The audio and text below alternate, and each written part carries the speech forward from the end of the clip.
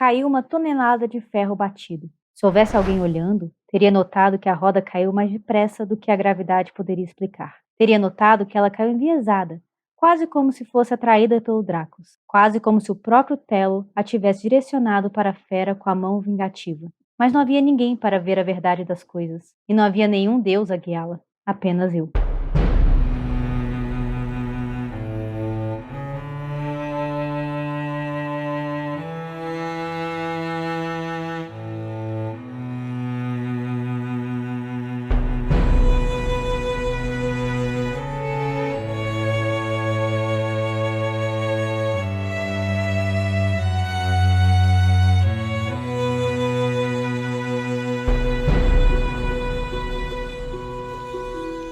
Oi pessoal, vocês estão ouvindo o 32º episódio dos Quatro Cantos, o nosso podcast de releitura da Crônica do Matador do Patrick Rothfuss. No episódio de hoje, que se chama Incendiando a Cidade de Trebon, a gente vai comentar os capítulos 78, 79, 80 e 81 do Nome do Vento. Eu sou o Arthur Maia e estão aqui comigo o Eric Alves. E aí pessoal, tudo bem com vocês? E os agora noivos, Bruno Amorim. Opa, pessoal, tudo bom com vocês? Bom dia, boa tarde, boa noite. E a Julia Neves. Oi, pessoal, e aí, como é que vocês estão? Parabéns pra vocês, parabéns pelo pedido do Bruno, né? Depois de anos e anos esperando, finalmente. Agora eu me comprei mais 12 anos. Não comprou nada não, fica quieto. Não tem nada disso não.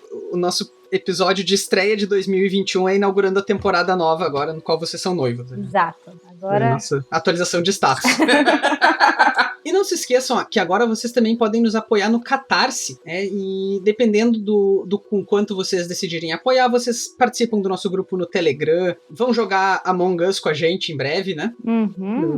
A gente vai fazer de novo. Poder participar também de lives. Isso mesmo. Participar dos episódios, a gente já teve vários convidados aí, né, do pessoal. E os nossos sorteios mensais, né? Exato. Também. Vários que disseram que nunca ganharam sorteio nenhum na vida, disseram que o nosso foi primeiro. Então, olha aí, gente. Vale a pena. Tá vendo?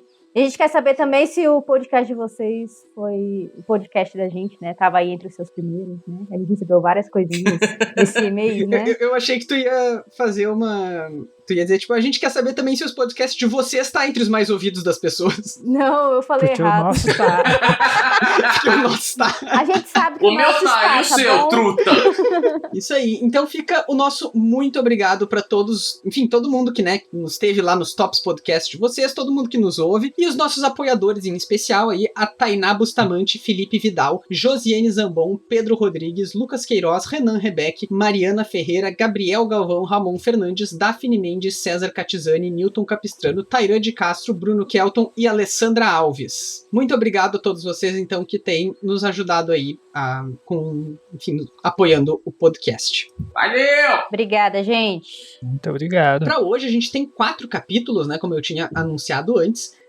Na maioria dos últimos episódios a gente estava fazendo só 1, 2, enfim. Mas esses capítulos são curtinhos e a gente vai chegar hoje no clímax desse arco do Kvof e da Dena em Trebon. Exato. O primeiro capítulo que a gente tem para hoje, então, é o capítulo 78 e ele se chama Veneno. Ele começa naquela casa, né, onde o capítulo anterior acabou, com o Kvof e a Dena ouvindo o rugido do Dracos.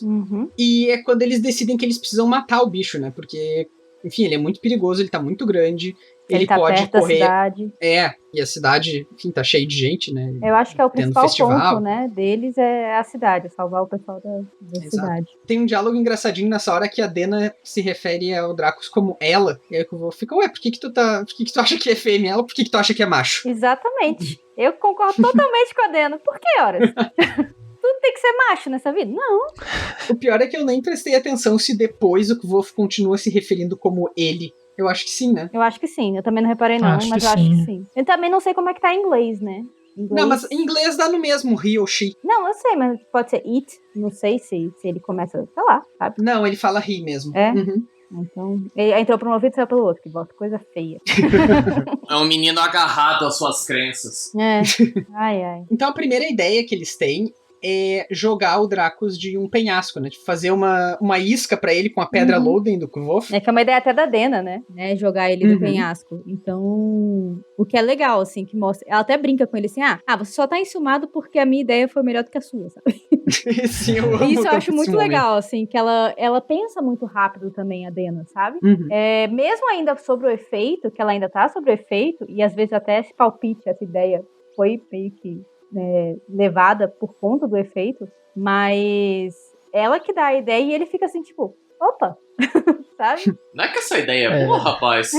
Quando eles veem que não vai funcionar exatamente como ela planejou, ela até pergunta, tá, e aí, tem alguma magia aí pra... Ela fica sacaneando que volta o tempo todo, é muito bom. Porque, e aí, sua mente, né, inteligente aí, se vira, rapaz. Sua universidade serve de alguma coisa? Eu já dei minha ideia, você que não achou a corda lá, não sei o quê, então... É aquela parada, né? E aí, ô Snowflake, Mary Sue, como é que é? Exato. Bom, em defesa dele, não que ele precise, não que ele mereça também, mas em defesa dele, ele eventualmente resolve, né? Sim, mas ela perde o pônei dela. Com certeza. A ideia dela, ela não perdeu o pônei. Olha só, tá vendo? Então, né, é aquele negócio, eles vão ter que gastar, né, o que eles queriam vender pra poder matar o Draco. O Kvof até faz uma conta, né, pra tentar calcular o quanto de resina de Dênera seria necessário pra matar o bicho. E aí, no final das contas, ele e a Dena acabam jogando quase tudo que eles têm, né? Tipo assim, dane-se, sabe? O Kvof faz uma conta, daí a Dena diz, tem certeza? Tá, boto mais. Ela, tem certeza mesmo? Arredondar pra cima. O que eu acho legal nessa cena também é que ele tá muito preocupado com o que ela vai pensar, sabe? Tipo, ele fica assim, desculpa, não sei o que. Ele meio que pede desculpas mesmo, pede perdão dela, e ela fala assim, cara, eu sei que isso é o certo a se fazer, sabe? Cala a boca e continua o que você tá fazendo. Então, eu achei essa interação muito legal, que mostra... Fica quieta e continua, filhão.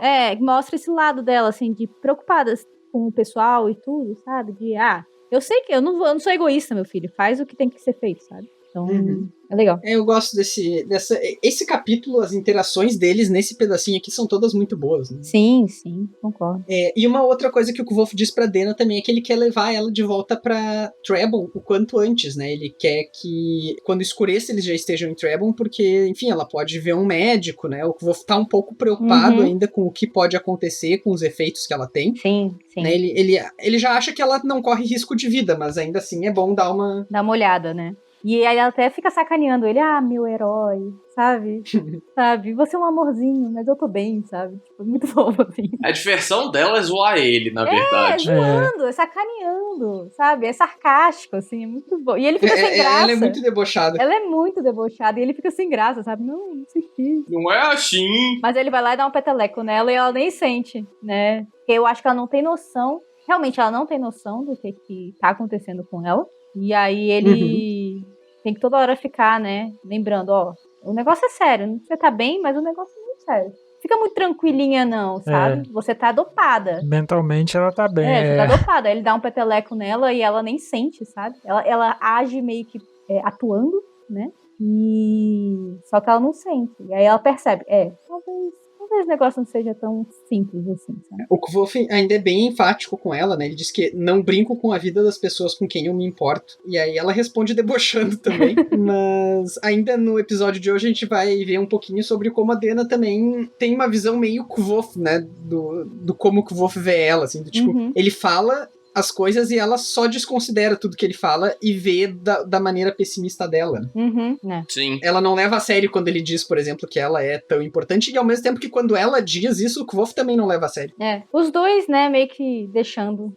O Kvof, ele já tá tão acostumado a ser jogado de lado, ser largado assim, que pra ele, tipo, eu acho que não é nem do desdém em si, é mais aquela parada, tipo, Sim. tá bom, legal, piadinha boa. É exatamente isso.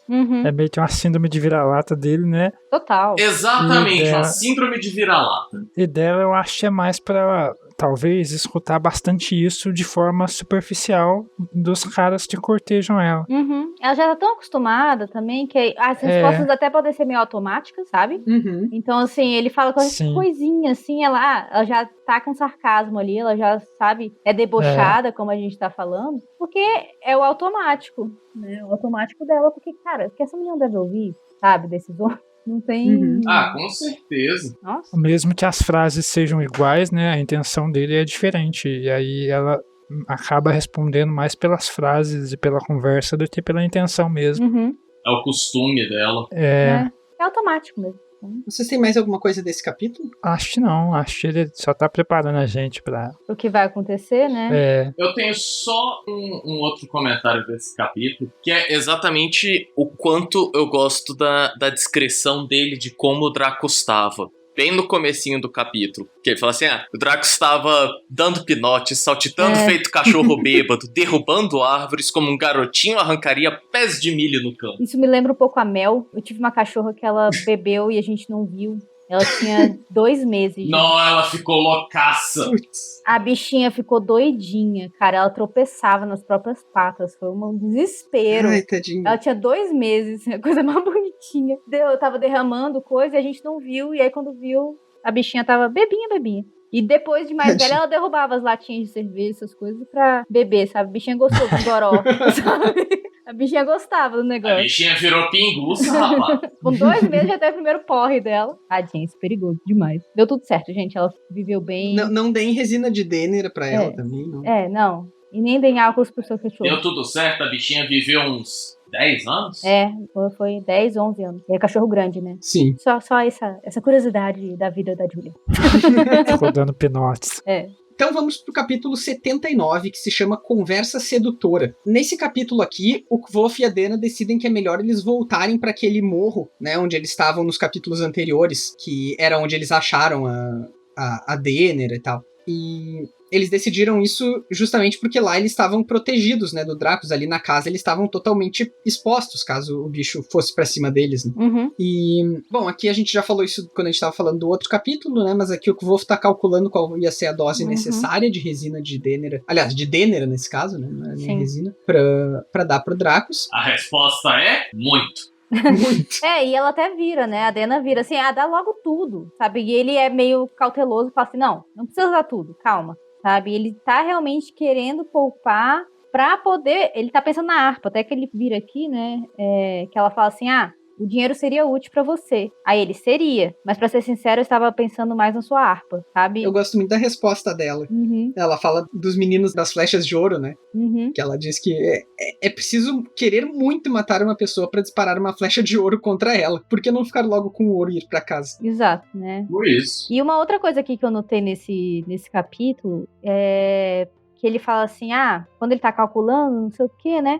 Ele vira assim, isso leva a 21. É um bom número, 3 vezes 7. Né? E tem aquele negócio das 7 palavras. Eu não sei se isso... Novamente o 7 aparecendo. O 7 aparecendo mais uma vez, sabe? Com os 2. Então, assim... E o 3 também, porque o 3 são os 3 silêncios. Sim, os 3 presentes do lotoeiro. É o 3 e o 7 juntos.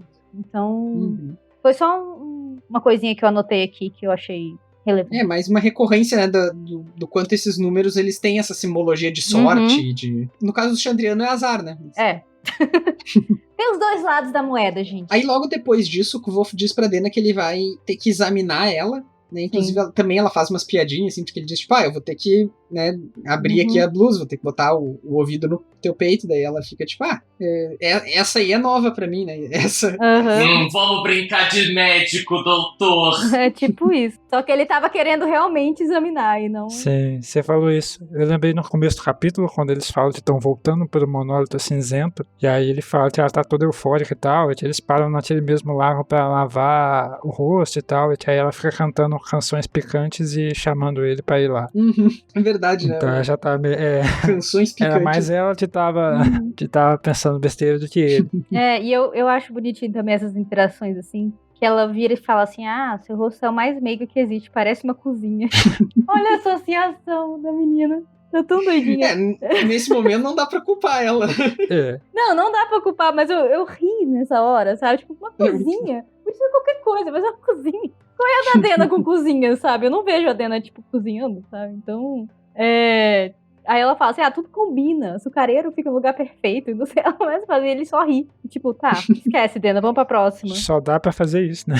E ele fica interpretando tudo como um delírio dela, claro, porque em parte é um delírio dela, né? Uhum. Mas aí ele esvazia o significado do que ela tá tentando dizer, né? Sim, tipo, ela deu uma hora elogio pra ele, né? E ele, tipo, cagou pra história. Tem uma hora que ele tá ouvindo o coração dela, Uhum. e daí a Dena pergunta, ele tá dizendo alguma coisa? E aí o Kvolf diz, nada que eu possa ouvir. Aí a Dena disse, escute com mais atenção. Ela claramente quer que ele escute o que o coração dela tá dizendo pra ele. Sim. Ai. E aí ele diz, fica quieta aí, deixa eu ouvir tua respiração aqui. Ele foi muito 15 anos mesmo nessa tá parte, cara. querendo. É muito adolescente que não teve nenhuma experiência antes. Assim, porque, tipo, essa que ela claramente falou, sabe? E ele não se tocou. Sim. Tipo, ela tá cantando ele o tempo todo, que ela fala o perfume logo depois, sabe? Ela tá, né? E o que voz só deixa, sabe? O que é legal também, porque ela não está em sã consciência dela, o que é ideal e ele está correto, tá, gente? Sim. Né? Mas, assim, ele poderia depois, pro futuro, pensar nesse tipo de coisa que ela falou, sabe? A gente diz que os bêbados... Eu acho que a questão não é a ação não tomada dele, porque isso tá mais do que certo. Uhum, tá mais do que certo, exato. A questão é que ele não internaliza as coisas que ela tá falando. Crianças, lembrem-se, apenas com consentimento. Ele não... Ele não tenta considera... nada, o que é certo, tudo, mas ele esquece. E isso nos próximos capítulos, tipo, passou, sabe? Não, ele nem dá atenção ele não nessa dá hora atenção, e isso deveria ter ficado com ele. Eu acho que ele tava tão preocupado. Também, gente, vamos pensar, né? Tem um monstro chegando aí. Ele tem que salvar uma cidade. Ele tá com a menina que ele ama e tá ali, né? Meio que ele tem que ver se ela tá bem, se ela tá passando bem e tudo. O menininho não se tocou. A história foi essa, mas podia ter eternizado um pouquinho mais, sabe? Porque... Eu achei engraçado porque ele faz já esse exercício de interpretar falas não muito coerentes com a Auri, por exemplo. É basicamente a mesma coisa. Sim. Se você parar pra pensar bem. Pois é. E aqui ele simplesmente ele ignora. Não faz isso. Ele não vê a Auri da forma que ele vê a Dena, né? E aí, com a Dena, ele passou batido. Então. Sim.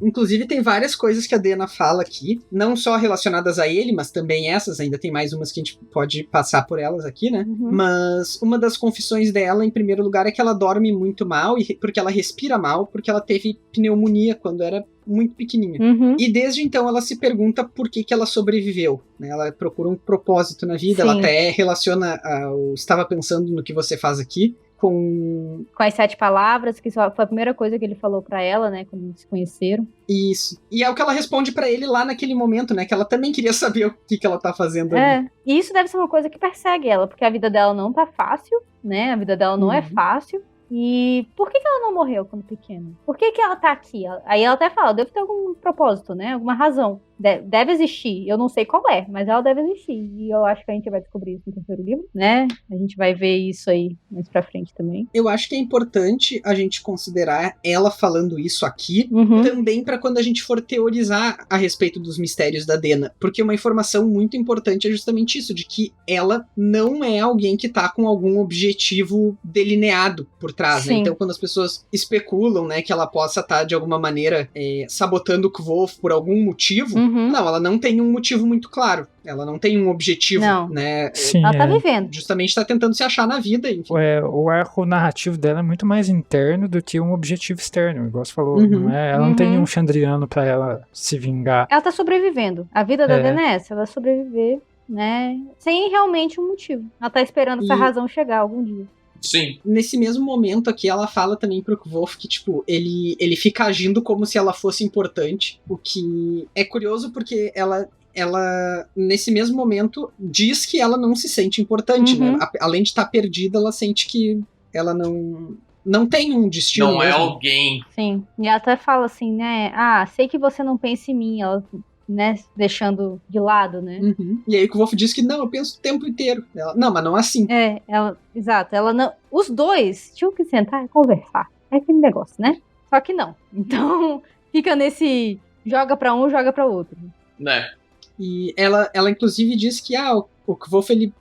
deixa eu achar o trecho exato aqui. você é muito gentil, nunca impõe nada. Poderia se impor mais, sabe? Só um pouquinho. Uhum. Então aqui é mais um momento que ela tá claramente dizendo pra ele, né?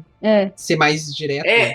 Eu acho que é muito daquilo, saca? O pessoal fala que bêbado é gente sincera. Uhum. Eu acho que é muito disso, mas ao mesmo tempo, querendo ou não, ela tá totalmente desorientada, desnorteada, e a gente não sabe quão verdadeiro ela tá sendo. Eu acho que ela tá sendo super verdadeira, como você falou, bêbados, pensando assim, associando bebida, né, aqui nesse caso. Ela tem um carinho muito forte por ele, tudo. Ela gostaria que ele pudesse se impor um pouco mais, né, mas ao mesmo tempo que o Wolf tá correto nisso, de não fazer nada. Mas ele poderia ter... Não, com certeza. Só segurado essa informação mais pro futuro, sabe? Porque ele... Ai, meu Deus. Fica nesse vai e vem. Vamos deixar um pouco pra sessão de spoiler, mas a gente volta nesse tópico. Voltamos. Outra coisa que a Dena faz aqui é perguntar pro Kvof. Aliás, ela pergunta meio afirmando, né? Que, não, tu não tava falando sério quando tu falou que tu iria me bater caso precisasse fazer isso pra comer o carvão, né? Sim. E o Kvof nem responde. Eu acho curioso isso, né? Porque... Ele até leva um susto, né, com a pergunta, assim, tipo, o que você quer dizer com isso, né? E ele nunca responde. Ele não responde. Mas ela até solta, né, depois que ela já recebeu porrada pro bem dela. E do mecenas dela, né, do Mestre Freixo. Principalmente. Então... Ela sabe que ele tá vivo e ele bateu nela pra ela poder sobreviver, porque senão as pessoas iam achar, né, que... E eles ficaram desconfiados dela ser a única sobrevivente do casamento, sem nenhum ferimento, sem nada. E não seria verídico se ela mesma fizesse. Tinha que ser ele fazendo. Sim. E a Dena fala que ele convenceu ela disso, né? Não só ele deu motivos, mas ele fez ela... tá convencida naquele momento de que era o correto. Ela disse que fez ela pedir pra ele bater nela. Isso. E ela até dá um pouco de razão pra ele, mas aí o Kvolt retruca falando que, tipo, não, independente se foi pra disfarçar ou não, que ele não valia o tempo dela, nem valia o meio pão, que é a comparação que ela fala quando fala que meio pão é melhor que nada. E porque olha o absurdo do argumento dele, né? Sim. Já ficou óbvio, o Kvof, quando ele bate o olho nos machucados da Dena, lá atrás, ele claramente percebe que não foi o que a Dena falou, que era da árvore e tal, né? Sim. Ele claramente percebe que aquilo foi uma pessoa e... Enfim, ou seja, não ia... O argumento dele é completamente errôneo. O argumento dele é de que... É só uma pressão psicológica mesmo. Se as pessoas não vissem ela machucada, iam associar ela com um massacre. Mas o que impedia ele de levar ela junto, já que ele foi embora? Sim. Por que ela teve que ficar? Pois e o que impedia as pessoas de associarem ela com o massacre, mesmo assim, que foi exatamente o que elas fizeram? Sim. Ela já tá, né? As pessoas já olhavam ela estranho. Então, associou, gente. Não tem disso. É a única sobrevivente do massacre. Então... E eu gosto não, eu queria pontuar que ela fala assim, quem sabe o que eu mereço? Ele não é o meu melhor pão, é o único, é ele ou a fome, sabe? E isso é tão pesado, essa fala dela, eu acho, assim, sabe? Porque ela vai aceitar tudo dele, mesmo ele fazendo... Porque é a melhor chance dela. Que é a melhor chance dela, né? Na verdade, não é a melhor, é a única chance dela, né? É o que ela acha, é o que ela, né, vê pro futuro dela. Então, o que é muito triste. É um pouco dessa mesma síndrome de vira-lata, né? Exato. Então, é muito errado, ela até brinca, assim, depois que ele fala assim, você tem outras opções, você tem. Aí ele tenta pescar ela. Eu tenho você, né? E meu príncipe encantado de olhos sombrios que me protege dos porcos. É muito bom, porque aí já quebrou. Começou um negócio muito sério, né? Teve essa introdução dessa parte toda dela falando o que aconteceu, que ele bateu nela e tal. Mas aí ela quebra, ele consegue quebrar esse capítulo no finalzinho, sabe? E andou. Não se toca mais no assunto. O assunto vai morrer. Ela dorme, né? Então... Morre aí, que assim seja. Falando em morre aí, agora a gente vai pro capítulo 80, né, que se chama Em Contato com o Ferro. E esse capítulo começa quando a Dena dormiu e o Dracos volta, né? O Kvof ainda tá determinado a matar o Dracos. O bicho come a Dênera né? E o Kvof olhando pra ele, torcendo pra ele morrer, ao mesmo tempo tava sentindo um enorme remorso, né? Porque é um bicho bonito, raro e, enfim. Dá um peso na consciência, né? Imagina. Não vamos confundir. Ele come a Dênera e não a Dena. Não confundir, amiguinhos. Pois é. A Dena tá dormindo ali. A Dena tá sã e salva. Que a gente até já comentou sobre o nome dela, com Dêmera e Dena. Exatamente. Já teve essa associação aí. Essa proximidade. Mas é isso, né? É que nem quando, sabe, ver um bicho morrer assim, você sente, sabe? Ele tem a empatia com o animal. Ele sabe que é o certo, mas não tá feliz por fazer aquilo. O que é um pouco heróico, eu acho, sabe? Ele tá fazendo o que é certo, mas ele não tá feliz de estar fazendo aquilo. Inclusive, enquanto ele tá refletindo sobre isso, também é quando ele vê as luzes vindo do Festival da Colheita em Trebon, né? Sim. E o Dracos também vê. É o que começa a chamar a atenção. E aí o bicho corre pra lá. Mas antes disso, a Dena, enquanto dorme, o Kvof tenta acordar ela, e ela acorda meio de susto assim e diz, Motheth? E daí dorme de novo. Existe alguma especulação sobre quem é Motheth. A gente vai falar um pouquinho disso na nossa sessão de spoilers. Mas enfim, o Kvof não tem o que fazer, né? Ele obviamente não quer abandonar a Dena ali, mas ele precisa matar o bicho antes que ele destrua a cidade inteira. Então o Kvof deixa a Dena ali e sai correndo, né, em direção a Trebon. É engraçado, o finalzinho aí, quando ele vai correr, ele pega o saco de viagem e tal, ele fala assim, tinha um dragão para matar, que acabou sendo a lenda dele no futuro, né? Que ele matou um dragão. Lá no capítulo 7, quando o Kvof tem aquele discurso que ele se apresenta, né? Que termina com eu sou o Kvof. Sim. Uma das coisas que ele fala ali é incendiei a cidade de Trebon. Então, aqui está a quebra da lenda. O momento onde ele faz isso. É um dos momentos chaves, né? Ele não incendiou. Ele só tacou fogo no palheiro. Espalhou. Não, aquele negócio da lenda, né? Que tudo aumenta, tudo fica muito maior do que realmente é, e ele vem quebrando ao decorrer da história. Tudo isso que falam dele. Acaba que ele usa isso no começo da história pra chamar a atenção do ouvinte e parecer ser algo muito mais heróico que na verdade é, né? Sim. Igual você falou. Ele vai mostrando que não é bem assim, lendas podem sempre...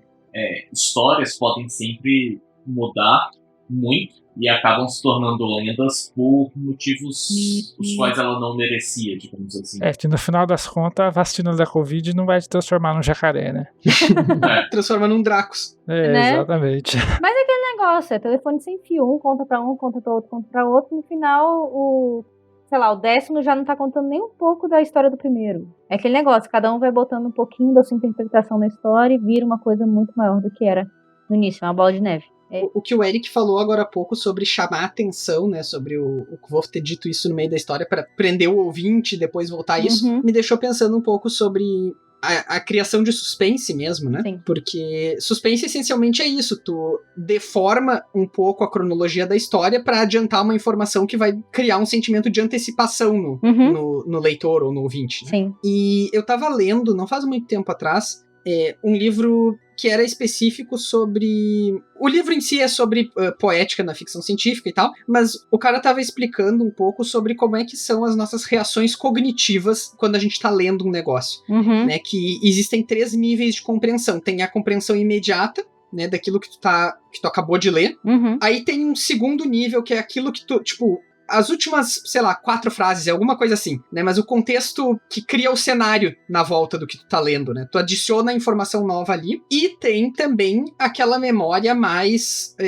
memória já mesmo, né? Que é o que tu acessa lembrando. Tu precisa se lembrar pra fazer as conexões. E aí eu me pergunto o quanto que esse suspense que o Kvof cria lá no início do livro funciona aqui. Porque a intenção dele adiantar que incendiou a cidade de Trebon é pra que o leitor fique com aquilo, né? Putz, será o que vai acontecer pra ele incendiar isso? Só que, sei lá, eu quando tava lendo isso aqui, ou quando ele chegou em Trebon, eu nunca que eu ia me lembrar na primeira leitura. Eu também não. Na primeira leitura... Que o nome da cidade que ele falou há 300 páginas atrás era Trebon. Nunca. Simplesmente fica no seu inconsciente, né? Você sabe que ele vai botar fogo em algum lugar, e aí você começa a ver a cidade pegando fogo lá por conta do festival, o Draco botando fogo nas coisas, e aí o máximo que você faz é falar, parte do dragão e tal. Ah, foi esse? Ah, tá. Tá. Mas eu também, como o Arthur passou a primeira vez, tipo... Aí eu tava tão também intrigada com essa parte, na primeira leitura, que, tipo, sabe, passou total. Aí depois que fui ver, Tinha isso. Ele falou lá no começo. Sim, é porque outra coisa que ele faz também é ir mostrando um lado que não é totalmente heróico e fantasioso. Tipo, ele chegando, caindo, tropeçando, caindo do telhado e tal. É, Não é nada majestoso, E né? aí faz você focar mais no perigo iminente ali dele cometer algum erro do que realmente no ato heróico como um todo de botar fogo na cidade e matar um dragão. Ele quebra justamente esse heroísmo dele. tanto é que o Kvolf, ele usa o que ele faz pra matar o dragão, não é nomeação, não é, né, ele usa as magias científicas, digamos, ele usa aquelas coisas muito... A tecnologia de mundo que ele tem. Uhum. Que é a siglística, né, ele usa simpatia e siglística, né, Sim. usando a pedra Loden, de fato. Com a escama. Que ele faz uma conexão nela com aquela roda de ferro gigante que ele comenta que tem em Trebon. E aqui eu acho uma excelente sacada do Patrick ter mencionado essas rodas de ferro tão casualmente antes e ter colocado ela no centro, né, dessa... Sim. E ela faz também uma associação muito grande com a história de Telo, né? Sim, eu lembrei também. Sim. Então, mas é legal disso que ele sempre coloca uma informação e ele busca isso depois, sabe? Nada tá ali por acaso. Tá sim. sempre sendo, se ele cita alguma coisa, se ele cita alguma coisa que é diferente, pode ter certeza que isso vai aparecer no futuro, sabe? Sim. Eu ia falar, a solução que ele arranja, ele planta várias, igual você falou, várias dicas e recursos que ele tem antes pra quando acontecer de verdade você possa associar e falar assim, faz sentido e tal, porque eu não pensei nisso antes, em vez de ficar parecendo, nossa, ele tirou isso do nada. Tá? Nem que o futuro seja o terceiro livro, mas no futuro aparece. Eu acho que a gente tem que fazer um outro podcast, assim que o terceiro livro sair. Voltando tudo, né? Voltando tudo, do zero. Um reboot. Só pra ver as coisas que... Acho que a gente tem que ter alguns episódios especiais só disso, sabe? Total. Concordo. Comentem aí, gente, se vocês querem esse tipo de coisa quando sai o terceiro livro. Isso, né? Vai sair, gente. O que ele faz aqui é basicamente você quebrar um Deus Ex Machina de uma forma bem mais narrativa e melhor. Por exemplo, um exemplo disso que é bem mais claro e fácil de ver é em Harry Potter, por exemplo, na Câmara Secreta, quando a Fênix chega lá com o chapéu e a espada. Aquela outra cena do Harry chegando no escritório do Dumbledore e ele falando da Fênix e tal, é basicamente simplesmente pra preparar esse momento. Exato. Que ela tira do nada no futuro. Que eles comentam sobre a lágrima dela e lá na frente vai ser reaproveitado. E isso é um recurso bem bruto de como você faz isso. O do Patrick, ele consegue fazer isso muito mais refinado e útil aos momentos que ele tá explicando e plantando essas coisas do que esse exemplo que eu dei na hora aqui. Por isso que fica tão legal quando acontece realmente a reviravolta ali e o uso desse recurso. Muito bom. Que esse caso da roda, eu consigo muito imaginar ele chegando na parte de escrever o Kvolf derrotando o Dracos, e aí pensou, eu podia jogar uma roda gigante nele, né? Aí ele volta no capítulo lá e adiciona aquele parágrafo da roda. Basicamente é isso. Com certeza foi isso. Basicamente é isso. Ele pensa no negócio no futuro e coloca, né? Ele para e olha assim, qual é o jeito que eu posso fazer o Kvolf parecer mais foda possível? Exatamente. Vamos tacar a roda. É esse. Como a gente comentou na live, né? O Patrick, ele revisou o primeiro livro 14 anos, se eu não me engano, né? É isso aí. Então, cara, pra você revisar 14 anos um livro, com certeza várias coisinhas ele foi colocando, sabe? Vou botar isso aqui, vou mudar isso aqui, né? E é isso que a gente tá falando. Ele pensa numa coisa, ele vai colocar elementos anteriores ao que aconteceu pra poder responder, né? E eu acho que isso é muito o que faz a diferença entre um livro bom e um livro mediano. Sim, a coisa que você faz em uma revisão, tipo... Não, eu ia dizer que eu me lembrei agora, é super perdido pra quem só tá ouvindo aqui, mas semana passada eu terminei de ler um livro chamado Jade War, que é de uma autora canadense chamada Fonda Lee. Infelizmente eles não foram traduzidos, são 2 livros até agora e vai ter um terceiro, tipo Patrick. Já ouvi falar desse livro. É Jade City e Jade War, é muito bom, e esse tipo de coisa, né, de plantar os conflitos de uma maneira que ao mesmo tempo não é esfregando na cara do leitor, mas ao mesmo tempo ele tá plantado, né, tu consegue olhar pra trás e ver que a coisa tava lá. Ela é muito competente, então legal. Fica a minha recomendação aí. Bota no bloquinho, gente, anota aí. Vocês têm mais alguma coisa do 81? Não. Creio que não. É muito, aqui a narrativa, assim, tirando essa parte aí da roda e tudo, é uma coisa de ação mesmo, né, ele explicando passo a passo pra efetuar o ataque. Só pra não perder o tempo, nós estávamos falando desse recurso que eles plantam pra poder usar depois, eu só queria saber como que ele vai usar o umbigo de parafuso depois. Isso tu acabou de dar um spoiler pesadíssimo. Eu só falei isso, não é spoiler. Segura a informação, gente. Quem não leu, só presta atenção. Agora então vamos falar do capítulo 81, que se chama Orgulho. Ele é um capítulo minúsculo, né? Ele tem uma página, nem isso, que é logo depois que o Kvolf mata o Dracos e aí cai o telhado em cima dele, né? Ele quase morre lá, mas ele consegue pular e aí ele pula num galho, só que daí o galho cai e aí cai tudo em cima dele e enfim. Comentários? Basicamente vou apagar o T-Volt pra não ter que contar toda a parte dele levantando e tal. É a consequência lógica, né? O Kvolf faz um negócio... Estúpido. E ele se machuca. Eu também acho legal quando isso acontece. Não legal, assim, né? Mas legal enquanto escrita. Que o Kvolf, ele fica machucado. Sim. Né? Tipo, ele não faz essas coisas e não é em vão esse tipo de coisa que acontece com ele. É bem realista, né? Que ele acaba mostrando as consequências dos atos heróicos. Que é algo que você não vê muito em, sei lá, Senhor dos Anéis e coisas assim. Uhum. Então, agora encerrada a nossa conversa sobre os capítulos, né, de 78 até 81, sem spoilers, a gente vai fazer os nossos comentários com spoilers, né? Então, se vocês ainda não terminaram de ler O Nome do Vento, se não leram O Temor do Sábio, A Música do Silêncio, A Árvore Reluzente, How Old Holy Came to Be, e também não querem saber de declarações do Patrick ou qualquer coisa do tipo, parem de ouvir agora, se interem de tudo e aí voltem aqui. Na verdade, para spoilers aqui eu só tenho um comentário, que é lá no capítulo 80, quando a Dena fala do Motheth. Que, na verdade, assim, eu vi especulações sobre ela estar tentando falar mother, mãe, né, o que eu acho pavoroso. Mas eu também vi especulações sobre Motheth ser o menino que magoou a Dena, e que lá no finalzinho do Temor do Sábio ela conta pro Kvolf, né, que ela era uma pedrinha e jogada no rio e tal. Então, enfim, eu acho que é bastante provável, né, já que esse nome tá largado aqui, com certeza ele vai ser usado de novo, mas até então a gente não tem nenhuma outra menção, nenhuma outra pista, né, uma coisa que tá bem aberta, e a gente quer saber de vocês, né, se vocês fazem ideia. Qual é a sua teoria pra isso, né?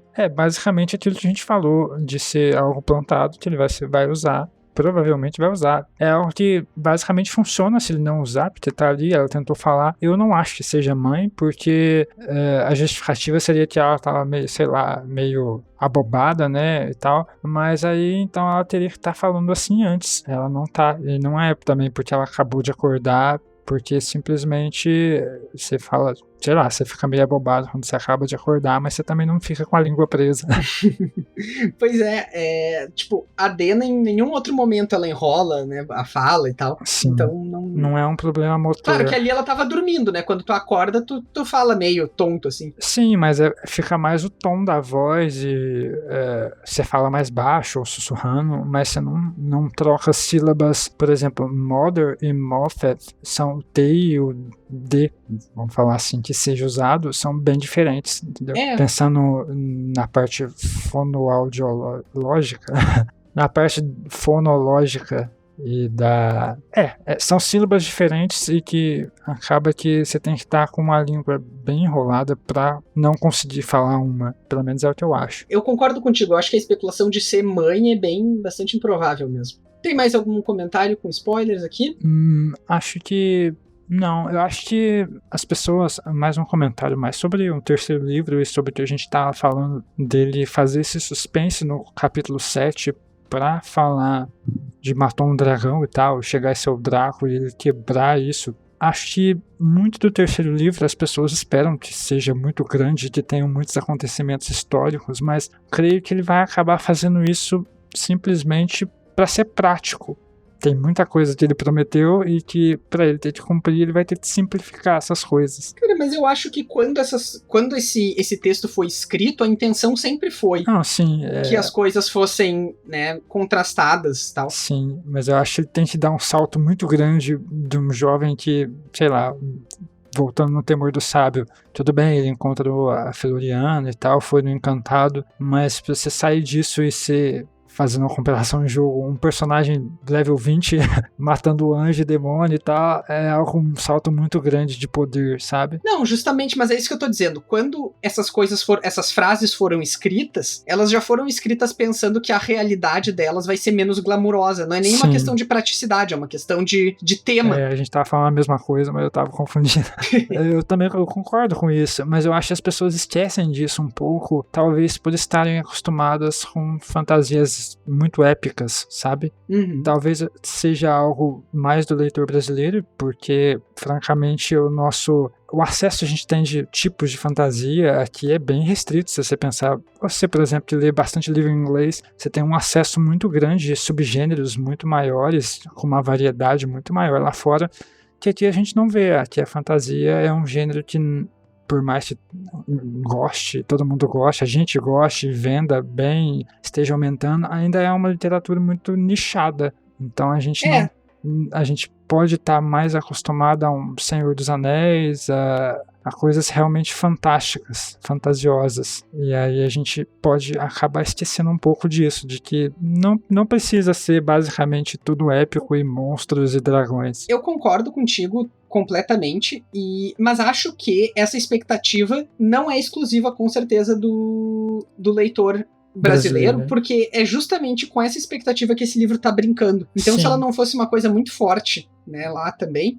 até porque algumas das maiores referências do Rothfuss é justamente RPG, né, e D&D e tal. Sim. Ele tem o jogo dele que nem a gente falou bastante no começo do podcast, quando ele perde os pais, é justamente brincar com os clichês da literatura de fantasia. E o Rothfuss aqui, se ele começou a escrever esse livro em 94, pensem que em 94 nem existia Martin, quer dizer, Martin já existia, mas não existia as Crônicas de Gelo e Fogo, não existia o Realm of the Elderlings, a Terra dos Antigos, da Robin Hobb, não existia Joe Abercrombie, né? Ele com certeza não tinha lido The Witcher, então o Rothfuss aqui ele tá dialogando essencialmente com a fantasia mais tradicional, remetendo a Tolkien, Lewis e tal, mas eu diria que especialmente as apropriações da fantasia dos anos 80 para RPG. Sim.